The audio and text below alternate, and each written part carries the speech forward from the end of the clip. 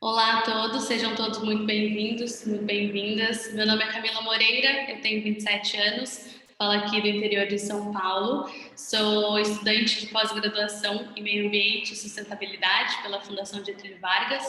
Hoje eu estou aqui tendo o prazer de entrevistar o Jorge Corromelo. Ele é monge, ordenado pela Monja Coen. O Jorge é ambientalista e está ativo nas lutas ambientais. Ele é educador e facilitador na Gaia Education e que atua em vários países, inclusive um deles é na Suíça, que é de onde ele fala. E passo a palavra para o Jorge. Obrigado, Camila. Uma alegria poder conversar contigo hoje, participar do programa. Fica ao dispor, então, para a gente tratar desse tema que eu fiquei realmente muito entusiasmado quando eu recebi o convite e gostaria muito de colaborar na medida do possível. Perfeito. Bom, eu gostaria que você desse para a gente, Jorge, uma explicação ou uma introdução, na verdade, do que é esse estilo de vida, simplicidade voluntária, e aí a gente vai discorrendo a partir disso. Tá bem. Eu descobri esse estilo de vida após passar por uma grande crise na minha vida pessoal, quando eu saí do Banco do Brasil. Trabalhei 18 anos no Banco do Brasil, o último período de 6 anos como analista de sistemas. E, em resumo, eu não era feliz, não me sentia feliz. Aí eu saí num programa de demissão voluntária e fui para fazer uma experiência de vida comunitária no Nordeste da Escócia, onde eu tive contato pela primeira vez com essa forma de viver. Não é um programa estabelecido formalmente, mas existem referenciais que são seguidos no mundo inteiro. E em 2013, então, eu tive a oportunidade de fazer uma formação acadêmica no Schumacher College, na Inglaterra, sobre os impactos dessa opção do viver simples na sociedade e como isso pode transformar a nossa ação como seres humanos, tanto entre nós como na relação com o ambiente natural. Perfeito. Você consegue trazer para a gente uma outra relação com a vida contemporânea que a gente vive hoje e a simplicidade voluntária? Como é que daria para fazer um equilíbrio entre isso? Eu diria que é muito fácil. Em primeiro lugar, é necessário dizer que a simplicidade ela não só aceita, como ela aprecia a complexidade da vida. O que se busca é diminuir as complicações. São coisas diferentes.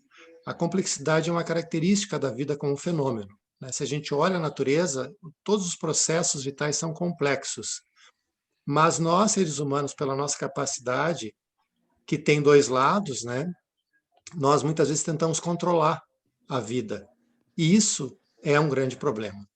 Então, um olhar simples é um olhar que busca esse equilíbrio, essa sutileza da ação humana possível, sem que isso configure um excesso, né? Sem que nós nos tornemos, como nós já nos tornamos até, arrogantes a ponto de a gente acreditar que a gente pode melhorar a natureza, né? São processos, se nós olharmos a linha do tempo, muito díspares, né? A nossa cultura humana, especialmente a nossa capacidade cognitiva, é muito recente.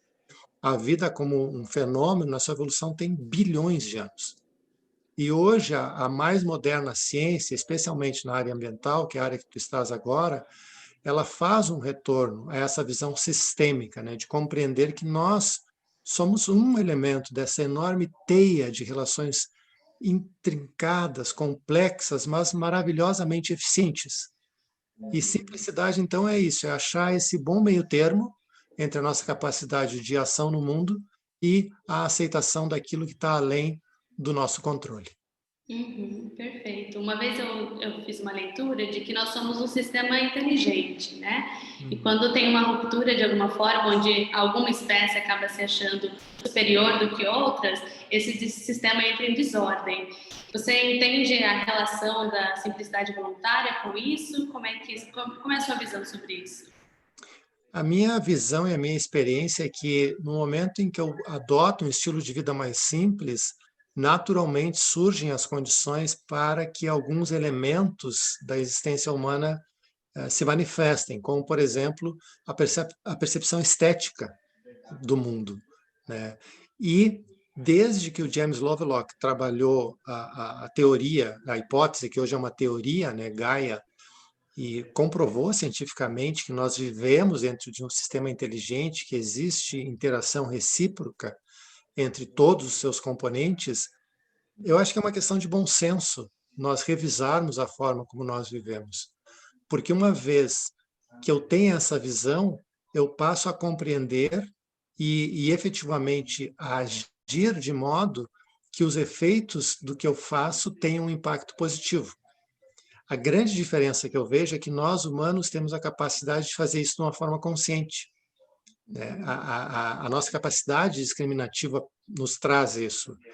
Até onde eu sei, né? Pode ser que eu saiba, não saiba o suficiente, mas antes desse passo evolutivo da espécie humana, os fenômenos ocorrem, os processos ocorrem de uma forma mais instintiva, uma forma mais relacional, não consciente. Nós podemos optar. E dentro dos temas que nós temos aqui, que vocês me propuseram, tem vários, no caso, que eu poderia citar. Um deles, basicamente, que eu referiria à nossa dieta. Essa semana mesmo eu assisti um documentário sobre a importância que todos os órgãos científicos do mundo, especialmente o IPCC, né, o painel sobre a alteração climática da ONU, a providência mais simples que a espécie humana pode adotar para colaborar na questão do equilíbrio climático é possível eliminar o consumo de carne. E isso, nesse documentário, o autor falava, isso não requer colocar um caos na nossa vida, é uma decisão muito mais pessoal do que política, econômica, ou filosófica, ou científica. É pessoal. Então, por exemplo, a simplicidade voluntária tem várias interações, né? Existe um movimento mundial hoje que é a segunda-feira sem carne. Só o fato de uma pessoa que é carnívora habitualmente deixar de comer carne um dia por semana, isso tem um impacto. E o que é mais importante? Esse impacto não é só para o sistema natural. Esse impacto começa no benefício pessoal, porque provado está que para a saúde humana também é muito melhor deixar de consumir carne. E aí existe toda uma gradação dessas providências, e isso também é simplificar. Nós não precisamos transformar o mundo todo num dia, né? A gente pode começar ao longo de anos. E o meu processo foi assim, eu devo depor.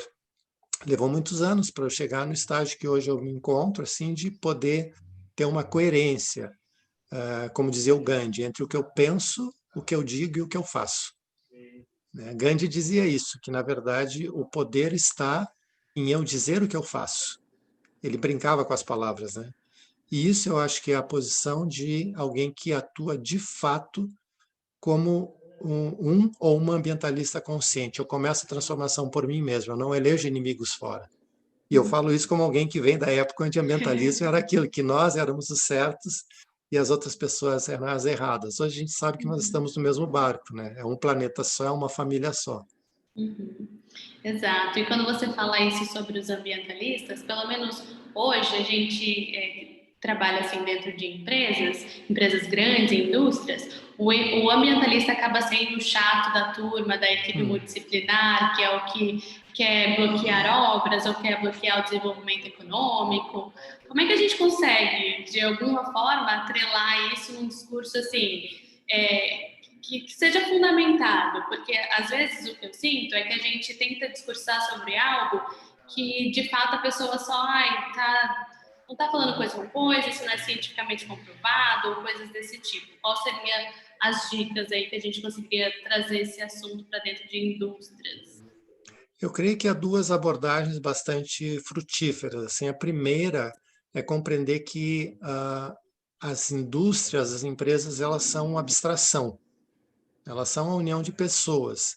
E todas as pessoas, quaisquer que sejam as suas decisões, elas acreditam naquilo que estão fazendo.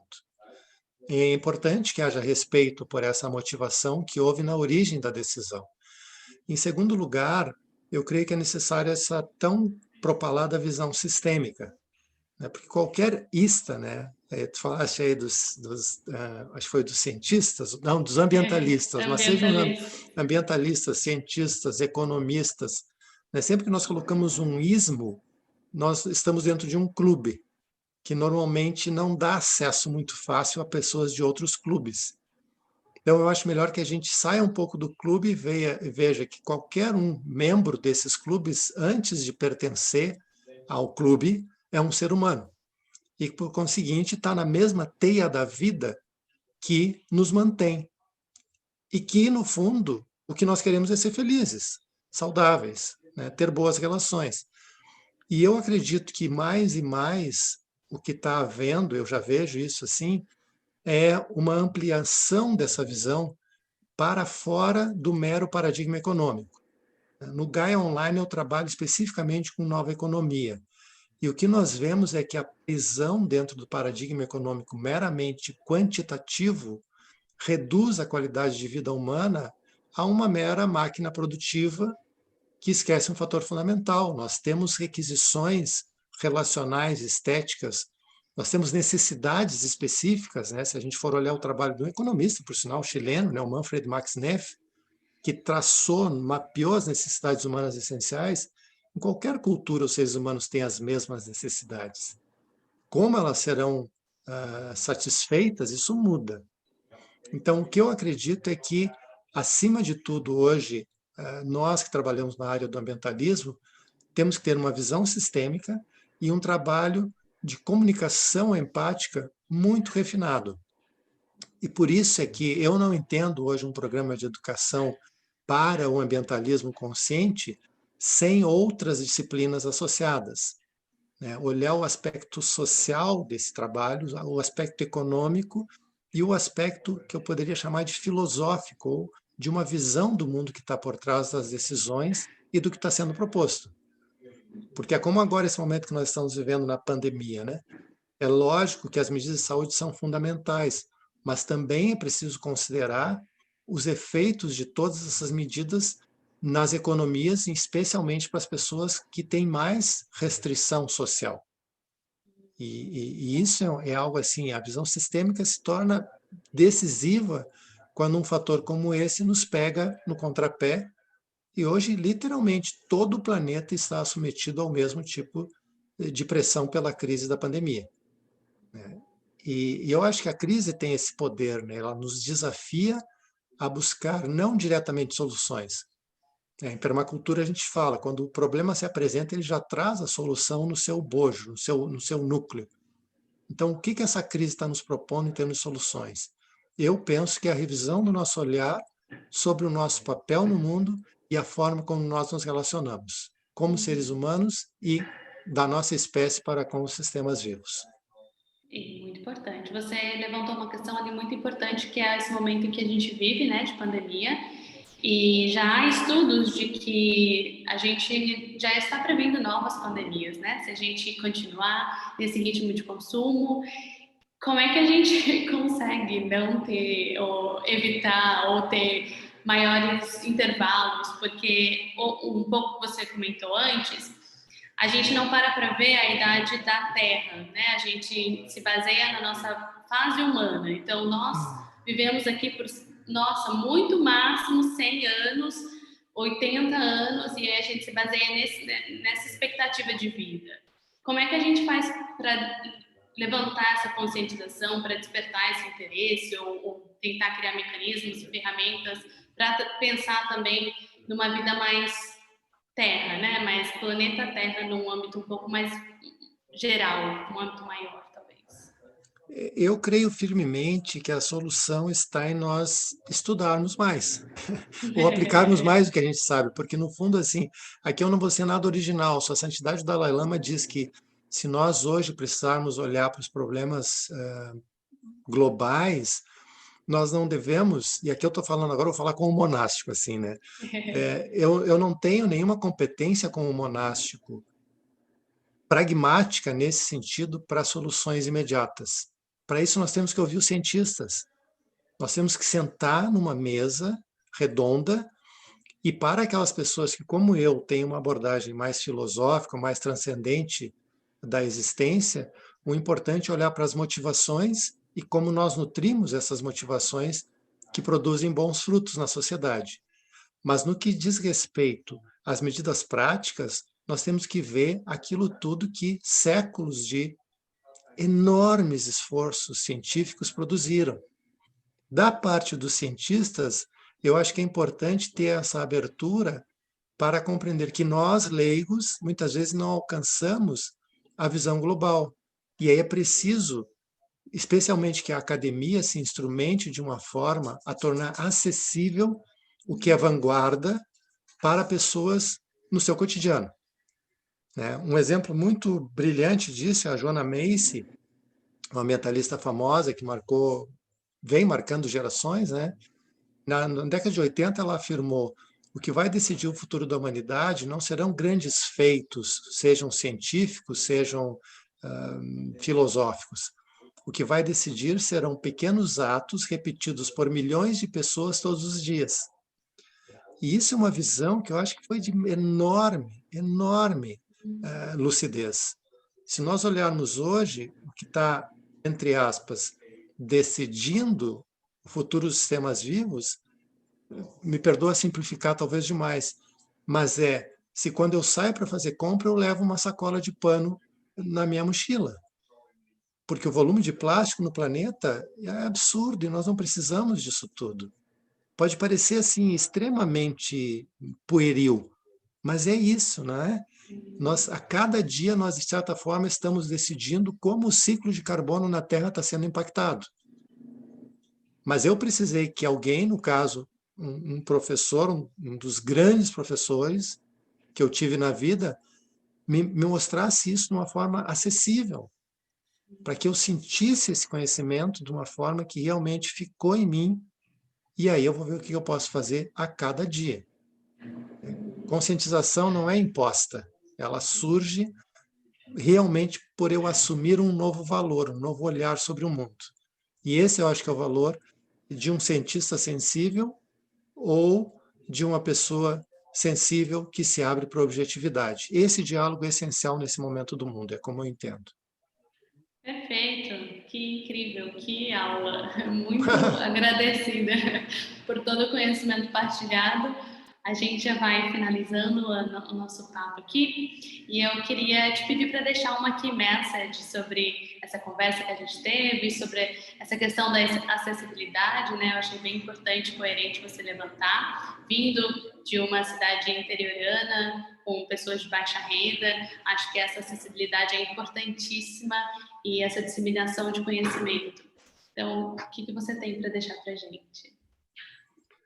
Eu não vou ser nada original, mas pelo entusiasmo do programa, eu diria o seguinte: se fosse uma mensagem assim para as pessoas que nos ouvirem, não subestime a sua capacidade de liderar mudanças positivas. Você pode começar a fazer isso agora. E como inspiração, eu também não vou ser original, vou citar a Margaret Mead, que é uma pessoa que também influenciou muitas ambientalistas, uma antropóloga, e ela disse o seguinte: nunca duvide que um pequeno grupo de pessoas comprometidas com a verdade possa transformar o curso da história. Porque, na verdade, sempre foi isso que aconteceu na humanidade. E isso, eu tenho constatado isso no trabalho com pessoas de vários países, de vários backgrounds, de várias situações sociais. Nunca duvide disso. Se você estiver comprometido com uma verdade, que você tem consciência pela sua ação e pela sua experiência, você vai mudar o curso da história. É só uma questão de tempo.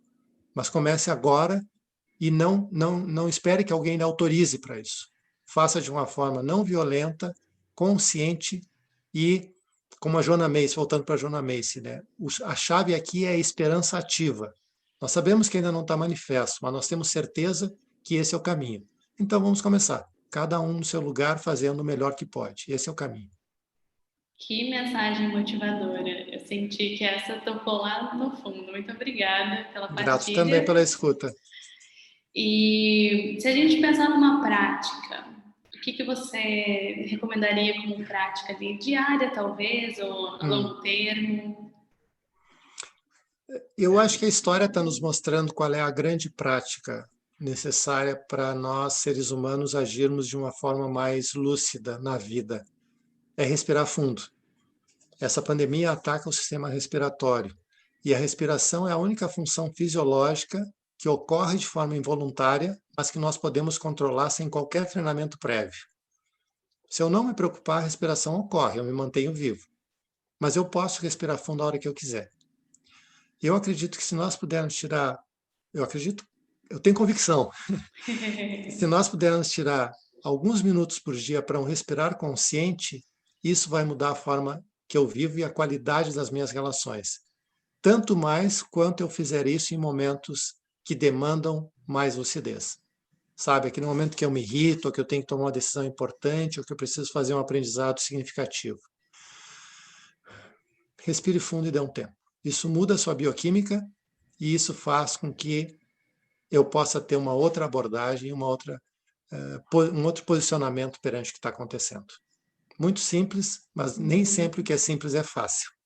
E lembrado, né? É verdade. O óbvio é que precisa ser lembrado, né? Exatamente. Bom, incrível, incrível. Acho que para mim esse papo foi super engrandecedor. Acho que a gente vai conseguir inspirar muitos líderes e disseminar essa palavra dentro da nova geração que está vindo. Eu, inclusive, me coloco dentro dessa geração nova e sendo inspirada pelas suas palavras. Agradeço muito pela disponibilidade. Não sei se você tem alguma coisa a mais para comentar ou a gente pode finalizar aqui. Só agradecer e me colocar ao dispor do programa, fiquei entusiasmado e realmente me sinto.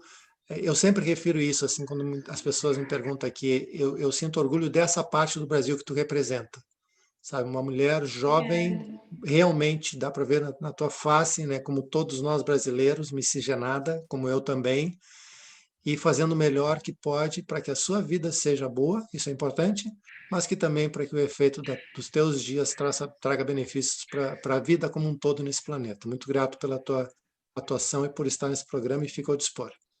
Não, tá ótimo, muito obrigada, viu? Bom, muito obrigada a você que assistiu e acompanhou a gente até aqui e a gente se vê numa próxima. Até mais. Tchau, tchau.